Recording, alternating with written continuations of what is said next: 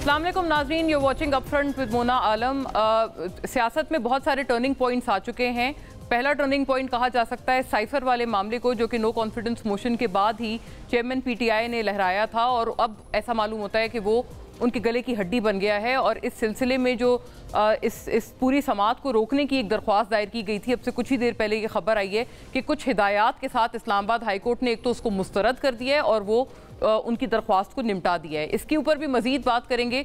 दूसरा turning point था 9 मई का वाकया नाजरीन, यानी बहुत सारे वो लोग जो कि 9 मई के वाकयात में बहुत अपने आप को एक अनकंफर्टेबल पोजीशन में पाते थे, वो एक नई जमात में जब शामिल हुए, जब या फिर उन्होंने जब अपनी पिछली जमात को तर्क किया तो फिर वो खासे कंफर्टेबल नजर आए। हाउएवर वो एक बहुत बड़ा टर्निंग पॉइंट है पाकिस्तान की सियासत में। और तीसरा टर्निंग पॉइंट नाजरीन, नवाज शरीफ साहब की वापसी। ये मैं क्रोनोलॉजिकल ऑर्डर में बता रही हूँ, जैसे जैसे ये वाकयात पिछले साल से लेकर अब तक हुए हैं। नवाज शरीफ साहब की वापसी के बाद अब तमाम तर जो उनकी दरख्वास्तें थीं या जो उनकी काउंटर जो उनकी दरख्वास्तें थीं रेफरेंसेस के खिलाफ, that is Al Azizia reference और एवन फील्ड रेफरेंस, अब वो फाल होती हुई नज़र आ रही हैं। उस सिलसिले में आज भी इस्लामाबाद हाई कोर्ट में समाअत थी और ये भी एक बहुत बड़ा टर्निंग पॉइंट नाजरीन पाकिस्तान की सियासत में है। जाहिर है 4 साल बाद नवाज शरीफ साहब ने लगभग वापसी की है और अब अदालती मामलात में भी उनकी काफ़ी एक कंपैरेटिवली स्मूथ सेलिंग सो फार नज़र आ रही है। काफ़ी एक प्रॉमिसिंग उनके लिहाज से जो अदालती मामलात है वो जाते हुए नज़र आ रहे हैं। इसके ऊपर भी मजीद बात करेंगे कि is it Indeed this promising.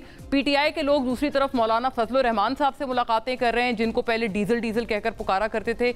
ये भी एक बहुत बड़ा टर्निंग पॉइंट है। बहरहाल जो ये तमाम तर दरख्वास्तें हैं नवाज शरीफ साहब के हवाले से और उनकी जो अपीलें बहाल की गई हैं, कुछ उनके बारे में अहम नुकात है वो देखते चलिएगा, फिर ज़ाहिर है उसके ऊपर हम एट लेंथ डिस्कस करेंगे। एवन फील्ड अल अजीज़िया रेफरेंस सज़ा के खिलाफ नवाज शरीफ की अपीलें बहाल कर दी गई हैं।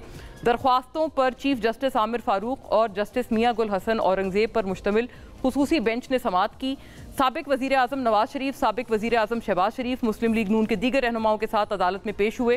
प्रोसिक्यूटर जनरल नैब एहतशाम कादिर शाह, नवाज शरीफ के वकील आज़म नज़ीर तारड़, अमजद परवेज़ ने दलाइल दिए।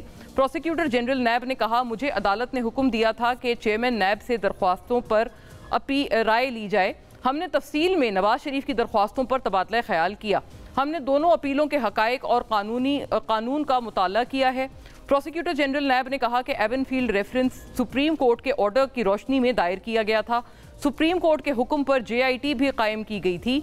चेयरमैन नैब की मंजूरी से रेफरेंसेस दायर किए गए थे। अगर इश्तिहारी मुल्जिम सरेंडर करता है तो उसको कानून के मुताबिक तमाम रिलीफ मिलना चाहिए। This is quite important.